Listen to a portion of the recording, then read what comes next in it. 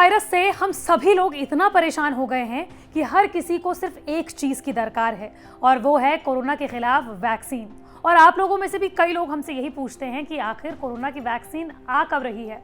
और इसका सटीक उत्तर दिया है सीरम इंस्टीट्यूट ऑफ इंडिया के सीईओ अदार पूनावाला ने। दरअसल हिंदुस्तान टाइम्स जो कि अखबार है, उसके लीडरशिप समिट 2020 में सीरम इंस्टीट्यूट ऑफ इंडिया के सीईओ अदार पूनावाला को बुलाया गया, जहां उन्होंने बताया कि अप्रैल तक आम लोगों तक कोरोना के खिलाफ वैक्सीन पहुंच जाएगी। और भी क्या कुछ कहा उन्होंने इसके दाम के बारे में, इसके वितरण के बारे में और किस तरीके से नियामक संस्थाओं के जरिए इसे मंजूरी दी जाएगी, बताएंगे आपको इस वीडियो में। नमस्कार, मैं हूं आपके साथ श्रेया बहुगुणा और आप देख रहे हैं न्यूज तक।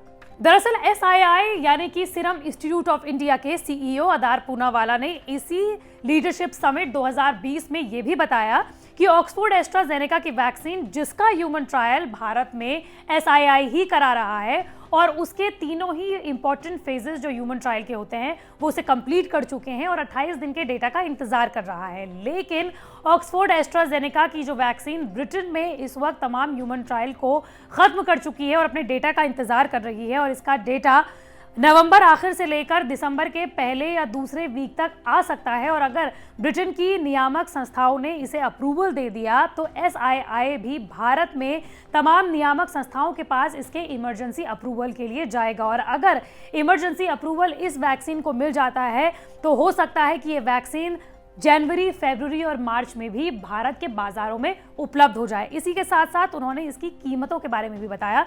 लेकिन आपको यह जान लेना चाहिए कि इस लीडरशिप समिट में अदार पूनावाला ने क्या कुछ कहा। लोगों को इस वैक्सीन की 2 डोज के लिए अधिकतम 1000 रुपए देने होंगे। ये फाइनल ट्रायल के नतीजों और रेगुलेटरी मंजूरी पर भी निर्भर करेगा। वहीं वैक्सीन की क्षमता पर पूनावाला का यह भी कहना है कि ऑक्सफोर्ड एस्ट्राजेनेका की वैक्सीन बुजुर्गों पर बहुत असरदार साबित हुई है। साथ ही पूनावाला ने यह भी कहा कि ये वैक्सीन T सेल्स पर अच्छा काम करती है, जो लॉन्ग टर्म इम्यूनिटी और एंटीबॉडी रिस्पॉन्स के लिए जरूरी माना जाता है। हालांकि ये समय ही बताएगा कि ये वैक्सीन लंबे समय तक कितनी सुरक्षा देगी।